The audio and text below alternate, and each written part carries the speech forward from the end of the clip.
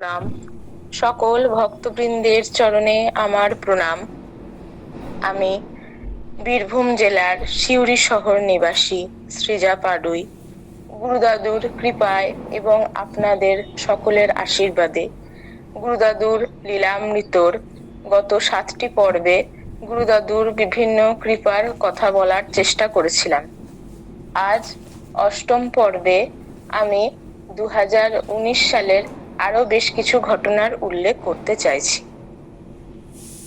2019 সালের আগস্টে, এর আগের পর্বে বলেছিলাম যে 2019 সালের আগস্ট মাসে গুরুদাদুর জন্মোৎসবের সময়কার বিভিন্ন ঘটনাবলী।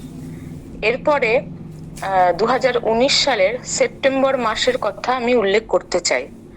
আসলে 2013 সালের নভেম্বরে আমার মা যখন রমা জেঠিমাদের বাড়িতে গুরুদাদুর কাছে দীক্ষা নেয়, তারপর থেকে তো আমরা বিভিন্ন কিছু কিছু অনুষ্ঠানে গুরুদাদুর অনুষ্ঠানে অংশগ্রহণ করার সৌভাগ্য অর্জন করতে পেরেছি এবং গুরুদাদুকে দর্শন করার, গুরুদাদুর চরণ স্পর্শ করার কিছুটা সৌভাগ্য আমাদের প্রাপ্ত হয়েছে। কিন্তু আমাদের মনে মনে বহুদিন ধরেই একটা সুপ্ত ইচ্ছা ছিল যে গুরুদাদু 2013 সালের পরে আবার কবে সিউড়িতে আসবেন এবং গুরুদাদুকে নিয়ে আবার একটা সিউড়ি উৎসব হবে এবং আমরা প্রত্যেকে সেই আনন্দ যজ্ঞে যাতে অংশীদার হতে পারি, সেই মনে একটা সুপ্ত ইচ্ছাই ছিল।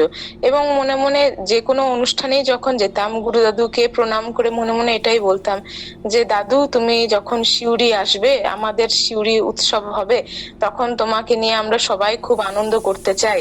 তো তুমি কৃপা করো যে যাতে আমরা সিউড়ি উৎসব করতে পারি এবং আমাদের যাতে সেই সৌভাগ্য হয় তোমাকে নিয়ে যাতে আনন্দ অনুষ্ঠান আমরা সিউড়িতেই করতে পারি। তো এবার 2018 সালের ডিসেম্বর মাসে গুরুদাদু ভবানীপুরে নিরুপম সাধুর স্থান সেখানে গিয়ে গুরুদাদু কিন্তু ওঠেন এবং সেখানে আমরা তখন গুরুদাদুকে দর্শন করতে যাই। 2018 সালের 18ই ডিসেম্বর প্রচুর বৃষ্টি পড়েছিল, কিন্তু অত বৃষ্টির মধ্যেও কেবলমাত্র গুরুদাদুকে দর্শন করবে বলেই কত কত ভক্ত ছুটে এসেছিলেন সেই গ্রামে। এটি দেখেও কিন্তু সত্যি মনে হয় যে গুরুদাদুর সত্যি কি মহিমা, যে কেবলমাত্র গুরুদাদুকে দর্শন করার জন্য সেই প্রবল বৃষ্টিকে উপেক্ষা করেও কত কত ভক্ত সমাগম ঘটেছিল সেখানে।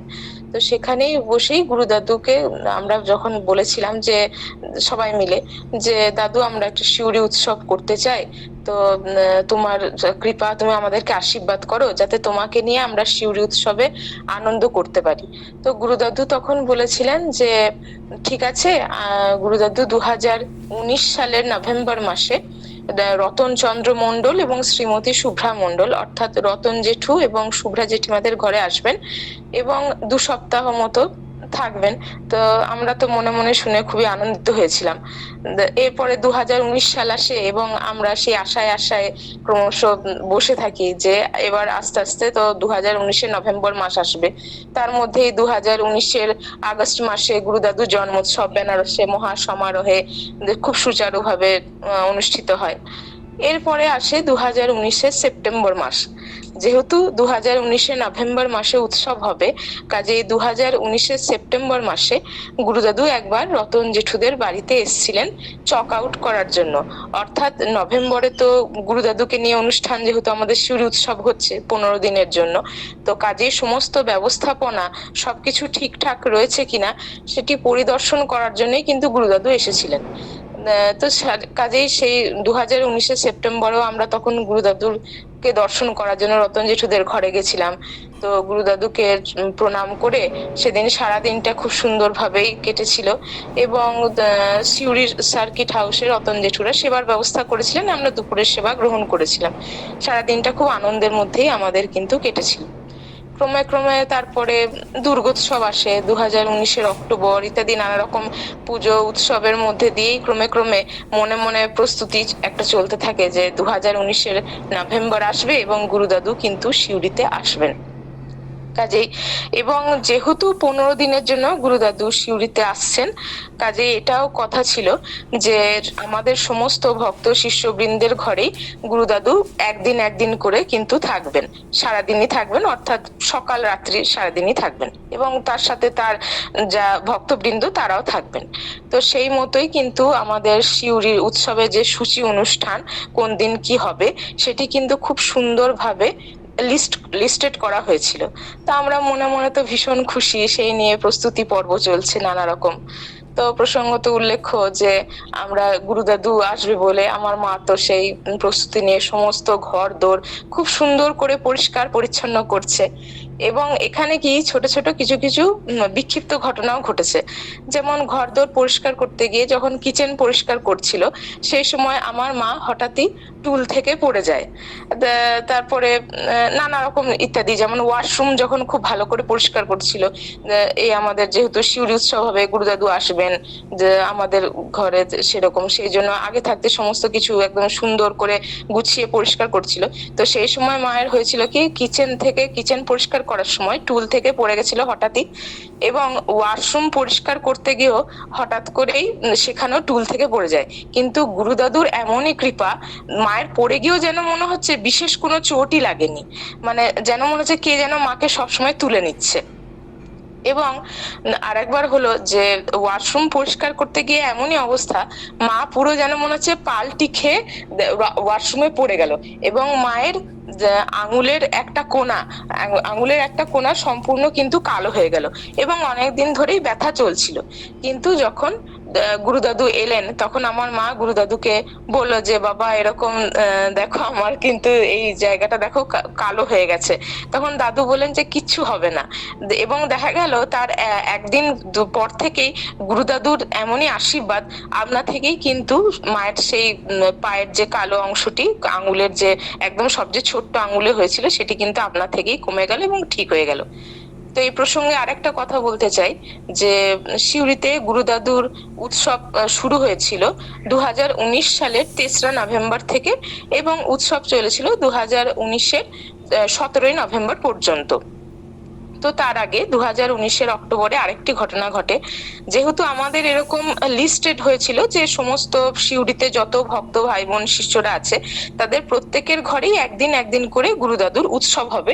কাজেই সেই জন্য প্রস্তুতির জন্য এবার গুরুদাদু যেহেতু আসবেন আমাদের বাড়িতে, সেটা একটা নির্দিষ্ট ডেট ছিল 2019 সালে 10ই নভেম্বর।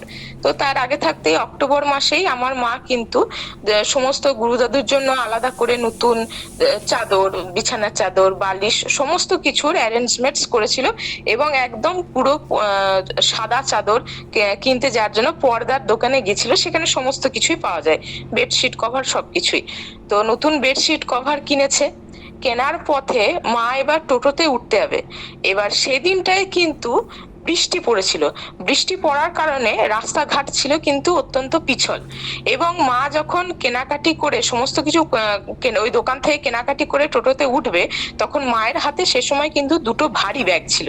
এবার মায়ের হয়েছে কি, মা দুটো ভারী ব্যাগ নিয়েই তাড়াহুড়ো করে সেই সময় উঠতে যাচ্ছে টোটোতে, কারণ জ্যাম ছিল। কিন্তু টোটোতে আর উঠতে পারলো না, যেহেতু হাতে দুটো ভারী ব্যাগ ছিল। তার জন্য মা কি হয়, ব্যালেন্স হারিয়ে উল্টে গিয়ে নিচে পড়ে যায়, এবং মা যেখানে পড়ে যায় তার পাশেই কিন্তু একটা বড় পাথরের ডেলা ছিল। কিন্তু অত্যন্ত গুরুদাদুর এমনই আশীর্বাদ, সে মা পড়েছে একদম ঠিক তার পাশের জায়গাটিতে, অথচ মায়ের কিন্তু কিছুই হয়নি। বরঞ্চ মা কিভাবে যে গুরুদাদুর শক্তিতে নিজেই আপনা থেকে উঠলো, যেন মনে হচ্ছে কেউ মায়ের মাথাটা যেন নিচ থেকে বাউন্সিং করে উপরে তুলে দিল। সেটাতে গুরুদাদুরই অলক্ষ্যে যে গুরুদাদুই দুহাত বাড়িয়ে মাকে তুলে নিয়েছেন, সেটা তো আমরা মর্মে মর্মে তারপরেই উপলব্ধি করতে পেরেছি। কারণ মায়ের মাথাটি যদি ওই পাশের বড় পাথরের ডেলাতে পড়তো, তাহলে কিন্তু মায়ের মাথাও ফেটে যেত, এবং হ্যামারেজও হতে পারতো, এবং আরো কি কি হতে পারতো হয়তো তার কোনো ঠিক ঠিকানা নেই। কিন্তু যে গুরুদাদুর আশীর্বাদে মা সেই ঘটনা থেকে এবং আকস্মিক বিপদ থেকে সম্পূর্ণভাবে উদ্ধার পায়। যাই হোক, ক্রমে ক্রমে তো শিউরি উৎসবের দিন চলে এলো। 2019 সালের 3রা নভেম্বর গুরুদাদু রতন জেঠুদের বাড়িতে এলেন দুপুরবেলায়। আমার সবাই মিলে দর্শন করতে গেলাম, গুরুদাদুকে প্রণাম করলাম। এবং এই প্রসঙ্গে উল্লেখ করি যে আমারও সেই সময় MA পার্ট 1-এর পরীক্ষা চলছিল। ফাইনাল এক্সাম 2019 সালের 8ই নভেম্বর থেকে শুরু হয়েছিল। তো এবার গুরুদাদু আসাকালীন কিছু কিছু মজার ঘটনার কথা আমি একটু উল্লেখ করতে চাইছি। 2019 সালের 8ই নভেম্বর ছিল উত্থান একাদশীর দিন। সেদিনকে আমার মা ভেবেছিল যে গুরুদাদুর চরণে একটি স্থলপদ্ম নিবেদন করবে, কারণ আমাদেরই এক পাড়াতুতো আন্টি আছেন, তার বাড়িতে কিন্তু স্থলপদ্ম পাওয়া যায়, একদম সাদা খুব সুন্দর স্থলপদ্ম ফুল পাওয়া যায়। তো মা বলেছিল যে আন্টিকে যে তুমি একটা কাজ করো তো, আমাকে কিন্তু স্থলপদ্ম দিও, আমাদের গুরুদেব এসছেন, তো আমি গুরুদেবের চরণে কিন্তু নিবেদন করতে চাই, তুমি আমাকে স্থলপদ্ম দেবে। বললো বেশ ঠিক আছে, আমি দেবো। তো ওই আন্টি মাকে স্থলপদ্ম দিলেন, কিন্তু মাত্র একটা। এবার মা সেই একটি স্থলপদ্ম নিয়েই তো রতন জেঠুদের বাড়ির উদ্দেশ্যে রওনা হলো, গুরুদাদুর ওখানে ঘরে। এবার মা যেতে যেতেই ভাবছে যে এই স্থলপদ্মটি, এই সাদা সুন্দর স্থলপদ্মটি তো আমি বাবার চরণে অর্পণ করব, কিন্তু আরেকটি স্থলপদ্ম যদি পাওয়া যেত তাহলে আমি গোবিন্দের চরণেও কিন্তু অর্পণ করতে পারতাম।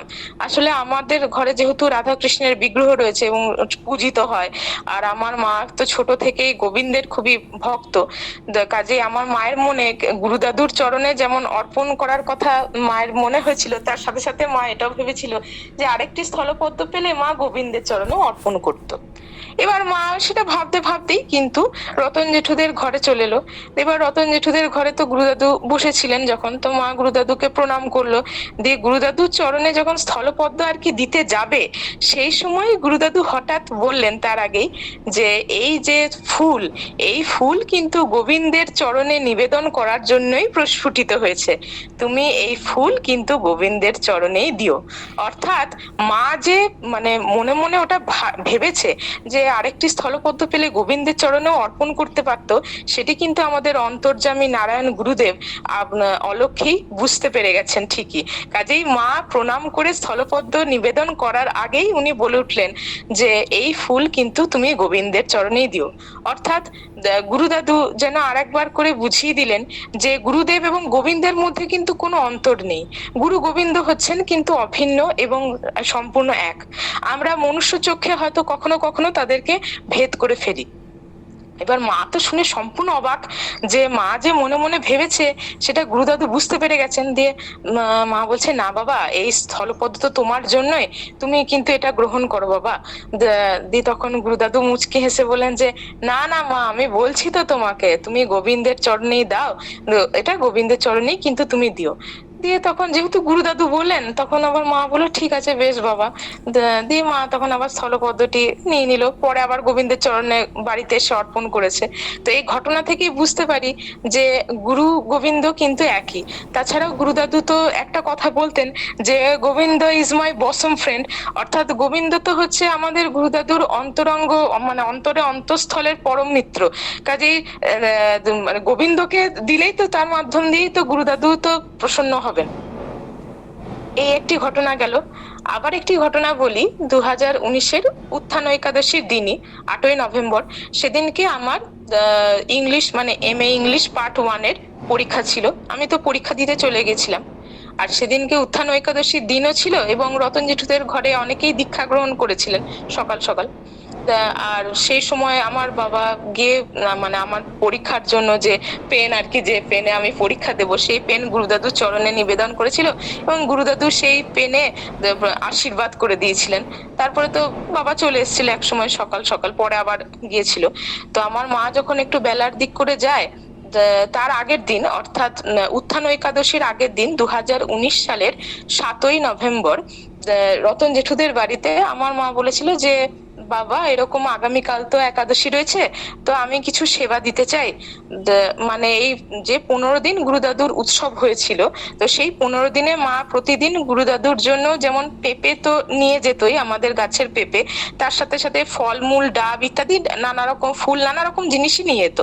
তো 7ই নভেম্বর মা বলেছিল যে বাবা আগামীকাল তো উত্থান একাদশী রয়েছে, তো আমি সকল ভক্তবৃন্দের জন্য কিন্তু কিছু জিনিস নিয়ে যেতে চাই, এখানে আনতে চাই।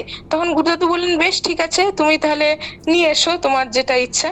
তো মা তখন বাড়িতে এসে ঠিক করে যে মা সবারই জন্য ছানা করে নিয়ে যাবে। তো মা বেশ অনেকটা মতো ছানা করে নিয়ে যায়, পরের দিনকে অনেকটা মতো ছানা করে একটা বড় কন্টেনারে করে মা নিয়ে চলে যায় 8ই নভেম্বর।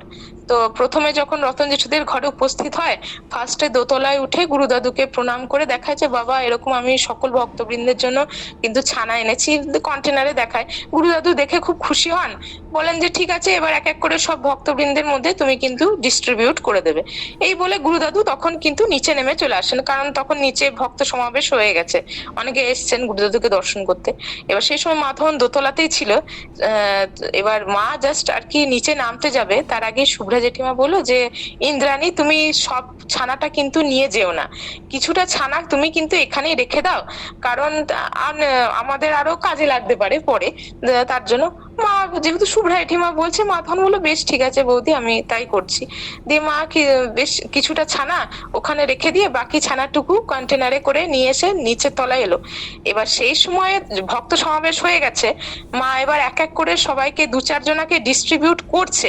সেই সময় হঠাৎ গুরুদাদু বলেন দিও না দিও না দিও না আর দিও না। দিয়ে মা তো অবাক হয়ে গেল। মা তখন বাবাকে মানে সরি গুরুদাদুকে বলছেন যে বাবা তুমি এটা এরকম কেন বলছো, কারণ তুমি তো সবাইকে বলো যে দাও দাও আরো দাও, কারণ আমরা সমস্ত যেটুকু উৎসব অনুষ্ঠানেই দেখেছি যে গুরুদাদু সবাইকেই বলেন যে দেও দেও আরো দেও। তো সেই জায়গায় মানে গুরুদাদু হঠাৎ এরকম কথা বলছেন যে না না দিও না দিও না দিও না। দি মা সেটাই বলে যে বাবা তুমি এরকম কথা হঠাৎ কেন বলছো যে কেন দেবো না। দিয়ে গুরুদাদু কিন্তু কিছু বললেন না, উনি শুধু মুচকি মুচকি হাসলেন। উনি বললেন যে শুধু এটুকু বললেন যে এটা পরে কাজে লাগবে, আর কিন্তু কিছু বললেন না। এবার মা তখন প্রথমে বুঝতে পারছে না, পরের সঙ্গে সঙ্গে মায়ের উপলব্ধি হলো যে ওই যে উপরে শুভ্রা জেঠিমা বলেছে যে এরকম যে সবটা নিয়ে যেও না, কিছুটা রেখে দিয়ে যাও কারণ পরে আমাদের কাজে লাগতে পারে, সেটা কিন্তু গুরুদাদু তার অন্তর্দৃষ্টি এবং মানস চক্ষে মানে আগেই বুঝতে পেরে গেছেন। অর্থাৎ প্রকৃত যিনি সদ্গুরু, তার কাছে আমাদের হৃদয়ের সমস্ত সূক্ষ্মাতি সূক্ষ্ম অনুভূতি কোনো কিছুই কিন্তু সুপ্ত থাকে না, সমস্ত কিছুই তার নখদর্পণে থাকে। কাজেই মানে এখানে আমরা যে ভাবি সাধারণ মনুষ্য চোখে যে আমরা হয়তো এই জায়গায় এই স্থানে কথা বলছি, সেটি হয়তো গুরুদাদু শুনতে পাবেন না বা এরকম কিছু, তা কিন্তু নয়। আমাদের মনে প্রতিনিয়ত কি ভাবনা চলছে, আমাদের সূক্ষ্মাতি সূক্ষ্ম কি অনুভূতি, আমরা কি ভাবছি, তা কিন্তু সমস্ত কিছুই অন্তর্যামী আমাদের সাক্ষাৎ গুরুদাদু সমস্ত কিছুই বুঝে ফেলতে পারেন এবং পড়ে ফেলতে পারেন। কাজে এই মজার ঘটনা দিয়েই বোঝা গেল। আর এরপরে আসি আমাদের বিভিন্ন ভক্ত ভাই বোনদের ঘরে উৎসবের কথা। 2019 সালে 9 নভেম্বর ইতু মাসি অর্থাৎ রমা জেঠিমার বোন, আমাদের গুরু বোন, তার বাড়িতে গুরুদাদুর উৎসব হয় এবং গুরুদাদুর উৎসব বেশ সুচারুভাবেই সম্পন্ন হয়। তো এই প্রসঙ্গে তার পরের দিন অর্থাৎ 10ই নভেম্বর আমাদের ঘরে উৎসব এবং 11ই নভেম্বর আমাদের রমা জেঠিমাদের বাড়িতে উৎসব হয়। তো এই আমাদের ঘরে উৎসবের আগে আরেকটি কথা এই প্রসঙ্গে বলে রাখছি, তখন খবরে প্রতিনিয়তই একটা লাইভ আপডেট দেখা দিচ্ছিল যে 2019-এর 8ই নভেম্বর বুলবুল কিন্তু আছড়ে পড়বে প্রবল বেগে। তো এটা নিয়ে কিন্তু আমাদের মনে একটা চিন্তা ছিলই, সব থেকে বেশি চিন্তা ছিল আমার বাবার মনে, এবং আমার বাবা প্রতিনিয়তই বলছে যে এই বোধহয় বুলবুল আছড়ে পড়লো, কারণ আকাশ কয়েকদিন ধরেই কিন্তু খুব মেঘলা ছিল, এমনকি এমন অবস্থা যে আমাদের ঘরে যে উৎসব হবে সেই উৎসবের জন্য যে প্যান্ডেল ডেকোরেটার্স যে কাকু, তিনি পর্যন্ত প্যান্ডেল করতে প্রস্তুত ছিলেন না। প্রথমে তিনি বলছিলেন যে আগে দেখি যে ওয়েদারটা ঠিক কেমন থাকে, যদি মানে খুব মেঘলা মেঘলা থাকে এবং সত্যি যদি বুলবুল আছড়ে পড়ে তাহলে সমস্ত অ্যারেঞ্জমেন্টস তো মানে হয়ে যাবে, খারাপ হয়ে যাবে। কিন্তু গুরুদাদুর এমনই কৃপা, তখন অবধি কিছু হয়নি। তো 9 তারিখে যখন ইতুমাসির ঘরে অনুষ্ঠান হলো তখনও পর্যন্ত আকাশ মেঘলা ছিল, এবং পরের দিন অর্থাৎ 10ই নভেম্বরই কিন্তু বুলবুল আছড়ে পড়ার কথা। কারণ ইতিমধ্যেই মাঝে মধ্যেই কিন্তু মেঘলা আবহাওয়ার সাথে একটু ঝোড়ো হাওয়াও বইছিল। কিন্তু পরের দিন সকাল 8টা পর্যন্ত দেখা গেল, 10ই নভেম্বর সকাল 8টা পর্যন্ত দেখা গেল যে আকাশ একটু মেঘলা থাকলেও সকাল 8টার পর থেকে কিন্তু একদম গুরুদাদুর কৃপায় রৌদ্রোজ্জ্বল আকাশ, এবং সেখানে ঝড়ো হাওয়ার কোনো চিহ্ন মাত্রও নেই। তো এ তো কেবলমাত্র গুরুদাদুর কৃপাই হতে পারে, কারণ যেখানে বলা হচ্ছে যে অবশ্যম্ভাবী একটি প্রাকৃতিক বিপর্যয় ঘটবেই, এবং বুলবুলের মতো একটি প্রাকৃতিক বিপর্যয় যেটি 10ই নভেম্বর মানে অর্থাৎ আমাদের বাড়িতে গুরুদাদুর উৎসবের দিনই আছড়ে পড়ার কথা ছিল, সেটি কিন্তু নিমেষের মধ্যে উড়ে গেল। অর্থাৎ গুরুদাদু যেন নিজের উৎসবের জন্য নিজের মন্ত্রবল দিয়েই সেই প্রাকৃতিক বিপর্যয়টিকে তিনি কাটিয়ে ফেললেন। এবার হলো কি, 10ই নভেম্বর গুরুদাদু এলেন আমাদের ঘরে, এক ব্যাগ হরিতকি নিয়ে এলেন, এবং অনেকটা দূর রাস্তা থেকেই উনি পদব্রজে এলেন। তো গুরুদাদু এইভাবে এতটা দূর থেকে পদব্রজে আসছেন দেখে আমার বাবা মা এবং আমার মনে খুবই কষ্ট হলো। তো আমার বাবা মা তো বারবার কাঁদছিলেন, মানে রাস্তা থেকে, যে বাবা তুমি এরকম ভাবে পদব্রজে কেন আসছো।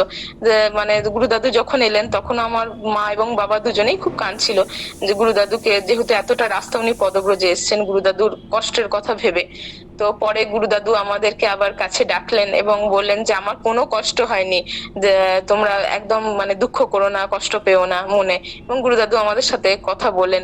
তো সেই দিনে গুরুদাদুর উপস্থিতি আমাদের বাড়িতে এক নতুন আনন্দ যজ্ঞের সৃষ্টি করলো। আসলে গুরুদাদুর প্রকৃত সদ্গুরুতে এমনই, তিনি যেখানেই যান সেখানেই আনন্দের ধারা প্রবাহিত হয় এবং আনন্দের যজ্ঞ বয়ে যায়। কত কত ভক্ত সমাবেশ ঘটেছিল আমাদের ঘরে সেদিন, যেন নিজেকে মনে হচ্ছে সেদিনকে কি এক বিশাল প্রাপ্তি আমার হলো। এবং গুরুদাদুর এই যে আগমন উপলক্ষে আমাদের বাড়িতে আমরা একটু ছোট্ট করে হরিনাম সংকীর্তনের আয়োজন করেছিলাম। সারাদিন ধরে হরিনাম সংকীর্তন হচ্ছিল এবং ভক্ত সমাবেশও হচ্ছিল। তো গুরুদাদু এই সমস্ত ব্যবস্থা দেখে অত্যন্ত খুশি হয়েছিলেন, এবং গুরুদাদুর আমাদের বাড়িতে আগমন উপলক্ষে আমরা অনেক কিছু মানে যা কিছু আমাদের যথাসাধ্য ব্যবস্থাপনা করার চেষ্টা করেছিলাম। একটি সিংহাসন সুন্দর করে সাজিয়েছিলাম। আমাদের ইচ্ছা ছিল যে গুরুদাদু এসে প্রথমে ওই সিংহাসনেই উপবিষ্ট হবেন, কিন্তু গুরুদাদু ওই সিংহাসনে বসলেন না। উনি বললেন যে খুব সুন্দর করে সাজানো হয়েছে তোমাদের সমস্ত ব্যবস্থাপনা, কিন্তু রাজকীয় হয়ে গেছে, কাজেই গুরুদাদু সেই সিংহাসনে বসলেন না, গুরুদাদু কিন্তু মেঝেতে সেই শতরঞ্জির উপরেই বসলেন। গুরুদাদু আমাদের যখন সেবা গ্রহণ করলেন আমাদের বাড়িতে দুপুরের সেবা, তখন দুপুরের সেবা গ্রহণ করার সময় আমাদের বড় ঘরটিতেই কিন্তু ঠাকুর ঘর রয়েছে, সেই ঠাকুরের সিংহাসনের সামনেই কিন্তু গুরুদাদু সেবা গ্রহণ করলেন। এবং সেবা গ্রহণ করতে করতে উনি বারবার বলছিলেন যে খুব সুন্দর ব্যবস্থা হয়েছে, খুব সুন্দর ব্যবস্থা হয়েছে, মানে গুরুদাদু দেখে অত্যন্ত খুশি, এবং গুরুদাদু আমাদের ঠাকুর দেখেও অত্যন্ত খুশি হয়েছিলেন। এবং উনি এটাও বলেছিলেন যে তোমাদের ঠাকুর ঘর অত্যন্ত সুন্দর, আমি আবার আসবো, এবং বলেছিলেন যে এরপরে যখন আসবো একবারে 7 দিন তোমাদের ঘরে উৎসব হবে, এবং তোমাদের যে ডাইনিং রয়েছে সেই ডাইনিং এ ঢালাও বিছানা হবে মেঝেতে, এবং সেই মেঝেতেই সেখানে সমস্ত ভক্ত ভাই বোন যারা আসবেন তারা সকলে কিন্তু বিশ্রাম গ্রহণ করবেন। এইরকম কথা হলো। এবং গুরুদাদু এটাও বললেন আমার বাবাকে যে এরপরে যখন অনুষ্ঠান হবে আমি আবার আসবো, তখন কিন্তু তোরণ করো, যাতে আরো সমস্ত ভক্তবৃন্দ জানতে পারে, এবং চেয়ার টেবিলের ব্যবস্থা করার দরকার নেই সেবার জন্য, এবারে কিন্তু তোমরা করো, মানে তোমরা মেঝেরই ব্যবস্থা করো, যাতে মেঝেতে বসেই সবাই খেতে পারে। এবং গুরুদাদুর কৃপায় আমাদের ঘরে, আসলে গুরুদাদু তো নিজেই নিজের কাজ কিভাবে করিয়ে নেন, কিভাবে মনে শক্তি দেন, তা তো মানে আমাদের সাধারণ বুদ্ধির অতীত। গুরুদাদুর আগমন উৎসব উপলক্ষে সারাদিন এত সুন্দরভাবে কেটেছিল, এবং অন্ন প্রসাদ হয়েছিল আমাদের, এত সুন্দর হয়েছিল যে সকলে খেয়ে তো মানে সেবা গ্রহণ করে অত্যন্ত আমাদের মানে বলেছেন যে এত সুন্দর প্রসাদ হয়েছে, তারা বারবার করে বলেছেন। তো আমরা মুখে এটুকুই বলেছি যে এই সমস্ত কিছুই কিন্তু গুরুদাদুর কৃপা, কারণ গুরুদাদুর কৃপা ছাড়া এই সমস্ত কিছুই কিন্তু সম্ভব হতো না। গুরুদাদু যে কিভাবে নিজের কাজ নিজেই করিয়ে নেন তা কিন্তু মানে আমাদের সাধারণ বুদ্ধির অতীত। আমরা যতই সাধারণ ভাবে ভাবি যে আমাদের দ্বারা হয়তো আমরা কিছু করছি, তা কিন্তু নয়, গুরুদাদুই কিন্তু আমাদেরকে সেই শক্তি যোগাচ্ছেন।